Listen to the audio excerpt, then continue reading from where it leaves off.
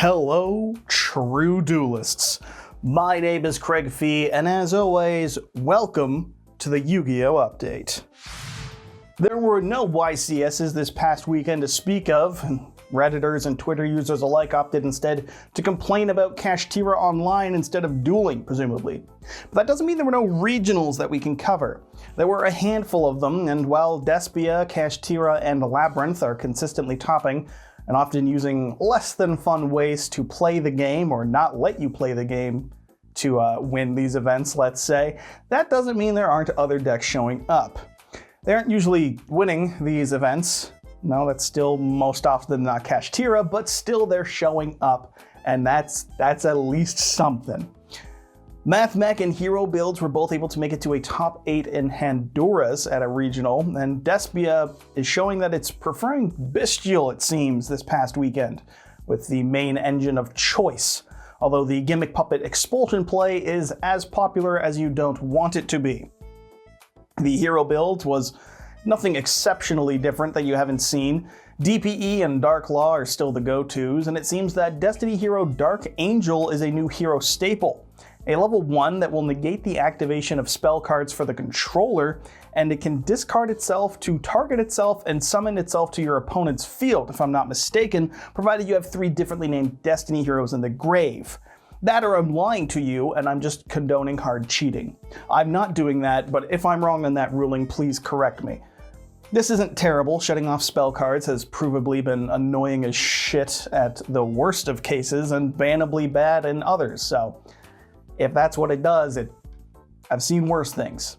Cash decks aren't playing a plethora of links, so this might win you a duel, especially against Despia.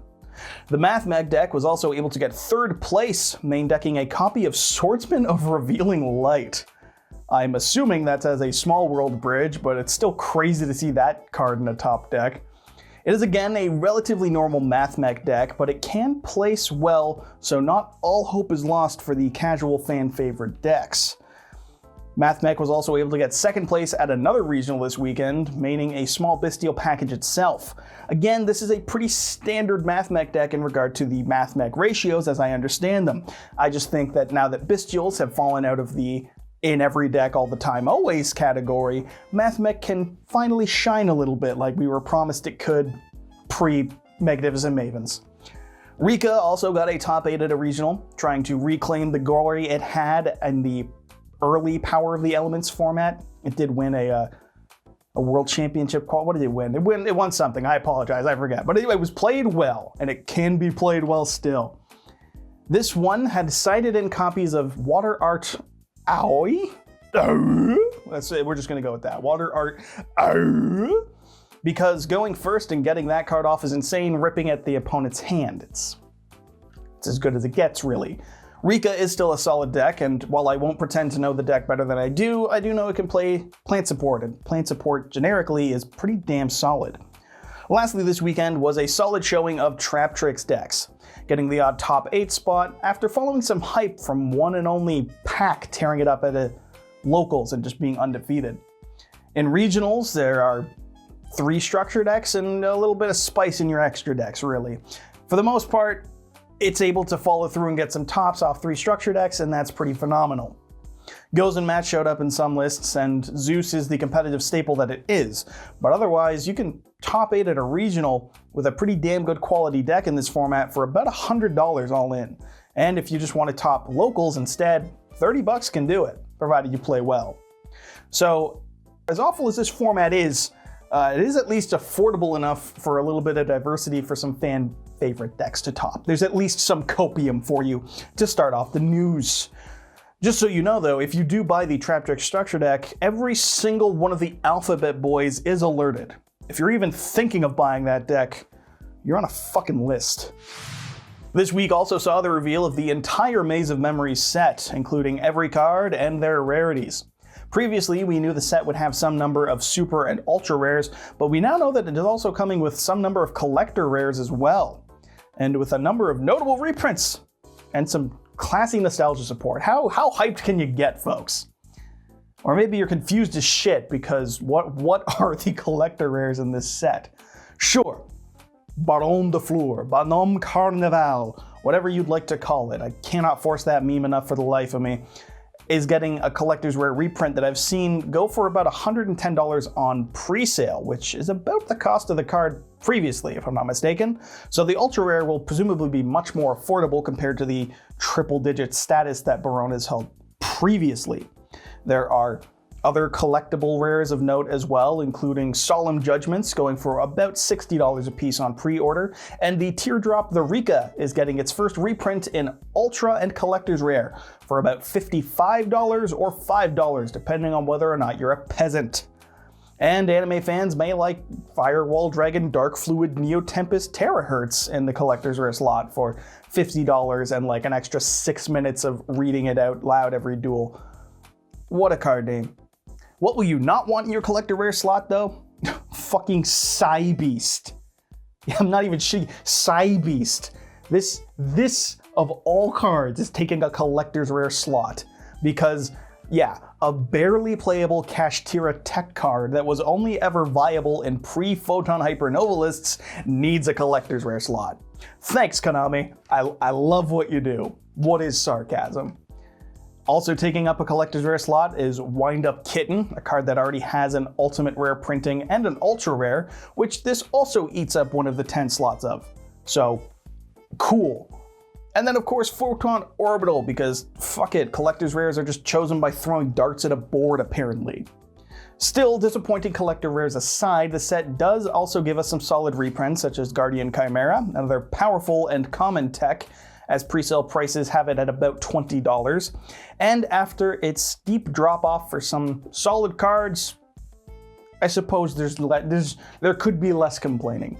Reprints of Solemn Judgment as super rares are going for about $1 or $2. Crusadia Avramax is a $2-ish super, and the entirety of the Gate Guardian deck has had pre-order prices as low as $15 for a playset of everything.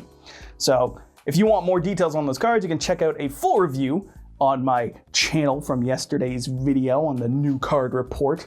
And you can. They're surprisingly, they're not as bad as they could have been, which is saying a lot.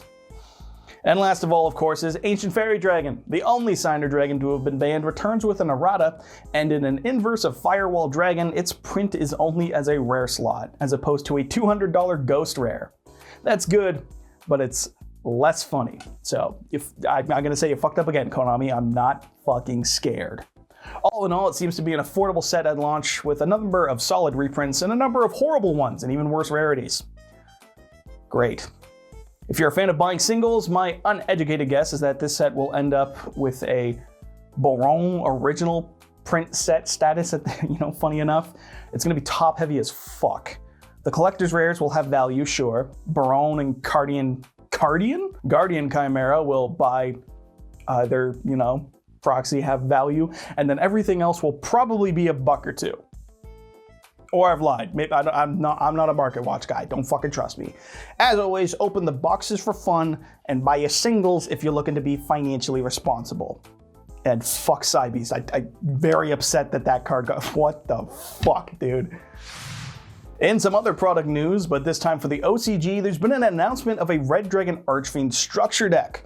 No new cards have been revealed as of yet, only a small promotional blurb about featuring a number of super rares and cards that support the same playstyle as Jack Atlas from the anime. So we can expect Resonators, Dragons, and I guess some red cards. Which is fine by me. These dragons look about as cool as it fucking gets in regards to Yu-Gi-Oh! And I'm always down to play with Resonators. So I'm big into Dragon Beatdown. I'm not scared to admit it. Small brain, big dragon. Let's fucking go. There's no guarantee that this will actually be imported to the TCG as a structure deck, however, and this might just get the treatment that Agents got circa Ghosts from the Past 2, which on one hand would be really cool rarity-wise to have more sparkly cards, but if there was any chance that this could be comparable to the Traptrix deck, where 3 Red Dragon Archfiend structure decks is a solid viable strategy, if not tier 1, that'd be great. That's some Omega level copium, and it ain't fucking happening, but I'd love that to be the case. So there you go, Resonator fans. Some copium. You're welcome. In new merch news, there's been an announcement of some Gold Pride merch for us here in the TCG, featuring a binder You also can look forward to some pink-ass sleeves to put your cards in, because why not? A playmat depicting what to me looks like is a car built on top of another car that this person is driving, and a deck box that evokes incredibly powerful 2011 Hot Topic energy. This news is actually like 2 or 3 weeks old. I keep cutting it from the update because it's never been important enough to include and fit into longer ones, so now you know. It's neat to see the TCG giving support for a new exclusive archetype. I just wish it had been one that I actually cared for instead. Can you imagine this, but for my interests? Now that would be hype. Still, if you like these designs, you can hurry up and wait. Shit ain't dropping until like July 26th or something. Look, I'm not gonna lie, some of these items say July 26th, and other ones say like July 28th. So the exact date, I don't know. End of July in TCG stores near you. You can go out and buy some Yu-Gi-Oh! Pride merch. No way that'll be taken out of context.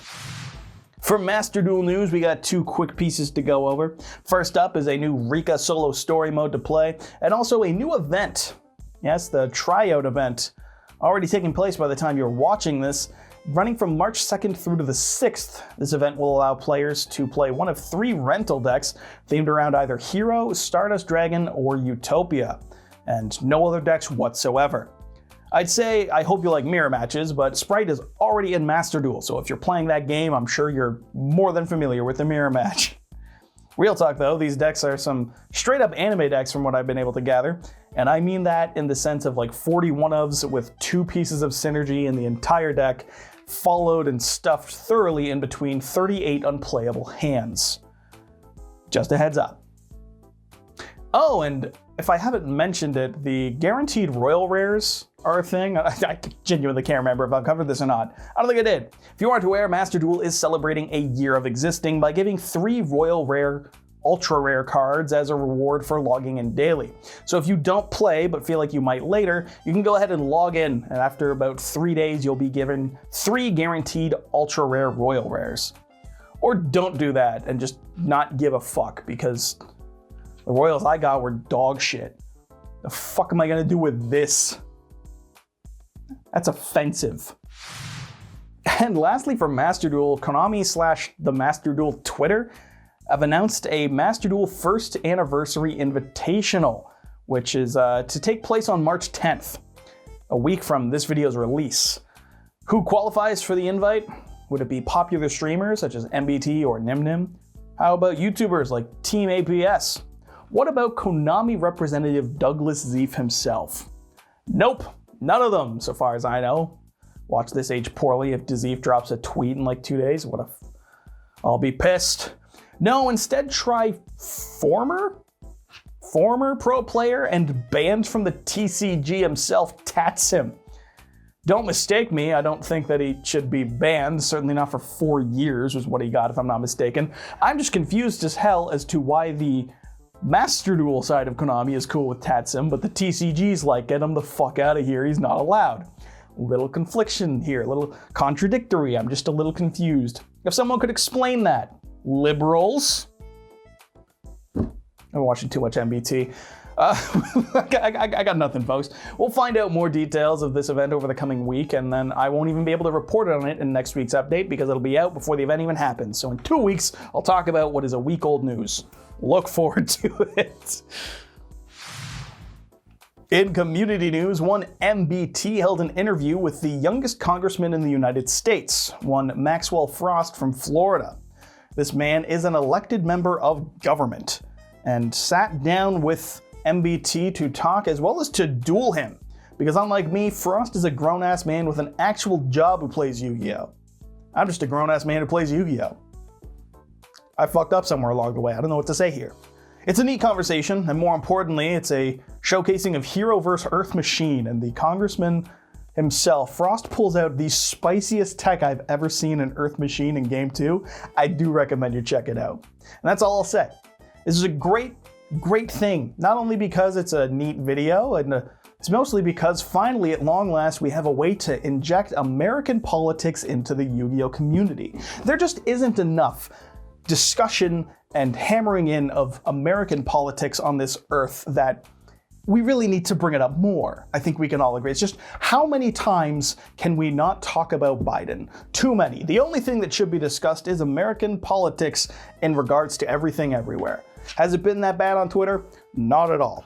Have I seen some memes though? Yeah. Am I actually upset? No. Is this joke funny? Probably not. Did I break the no and yes pattern? Yes. And are we moving on to the next segment? No. Yeah, we're fucking done here. And lastly, and the most important piece of news for this entire week, YugiTuber and the literal goat of Yu-Gi-Oh! YouTube himself, LITHIUM 2300, was hit by a car this week. That's not a bit. He made a post to Twitter saying that he had been hit by a car while biking to work. Yeah, what the fuck? Thankfully, this was not too serious of an injury to him, but he did suffer 2 broken ribs. Not to downplay that, but if you're struck by a vehicle, decent that you only got a broken rib or 2. First of all, best of wishes to him. Even if it could have been worse, it still is a rough time. And second of all, while LITHIUM suffered 2 broken ribs, this is nothing compared to what that driver is about to fucking get. How fucking dare you harm the greatest fucking YugiTuber on the planet? That man is the nicest YugiTuber, because I've said he is now, and he made the best content because he fucking does, and because I said he does, and he's fucking LITHIUM. You hit LITHIUM with a car? What the fuck is wrong with you? That is unacceptable, okay? You don't get to just drive away from that, okay? You broke his ribs, we're gonna break your fucking livelihood, all right? We're sending that car straight to the fucking sun. I don't give a shit. We're torpedoing that. This is unacceptable behavior, and you know what? Fuck it. We'll send the driver to the moon. We're not gonna harm them. We're not bringing any harm to them. This is not a threat. We're just banishing you to the fucking moon, where you belong, off this fucking earth, so you can never hurt the greatest man in this community again. Oh. God, I fucking... Ooh. You could have hit anyone with your car. LITHIUM is sacred. Wish him well. Send him some comments, some likes on Twitter. Those feel good, probably. And hope that he gets a speedy recovery. You keep doing you, LITHIUM. You are a flawless being, and I have no criticisms whatsoever. That's not even a bit. If you need time off, that's fine. We can use that time to hunt down that fucker. We are catching the world's greatest villain, and we're doing it now. And so, what else need be said? Oh, I know, the sponsor. Thank you, as always, goes out to the LIFD team for sponsoring me. And you can use my discount code to get yourself a LIFD magnetic display.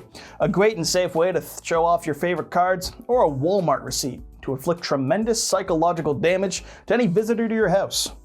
Why is there a Walmart seat on display? Why are you judging art, you stupid fuck? Think about that? Grow up. And use promo code YGOStrats15 at checkout for 15% off of your own LIFD magnetic display, or have that discount apply automatically by clicking the link in the description. This is the only way to support my channel outside of clicks and views, so if you feel like doing that, cool. If not, cool. But you should. You really should. I'm trying to sell something here. This is about money. Still, thank you as always goes to the LIFD display for the sponsor, and thanks to you for watching.